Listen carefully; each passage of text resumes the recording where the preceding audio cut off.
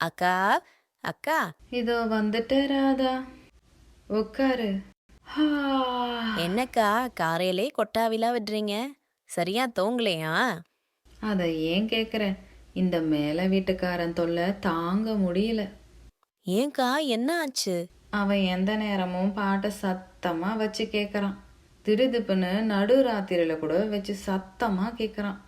இதனாலேயே என் தூக்கமே போச்சு. நீங்க சொல்றதானே? நானும் ஜாடமாடையாக சொல்லி பார்த்துட்டேன்.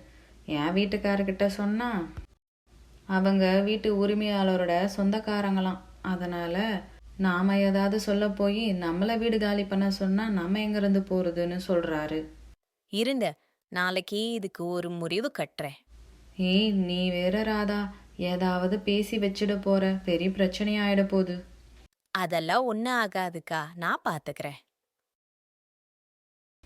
என்ன ராதா, திடீர்னு வீடே அமைதியா இருக்கு. என்னதான் அப்படி சொன்ன நீ? அது ஒன்றும் இல்லைக்கா. அந்த ஆளோட மனைவி கிட்ட எங்க வீட்ல சிடி பிளேயர் இல்லைன்ற குறையே இல்ல. அத வாங்க வேண்டிய அவசியமும் இல்ல.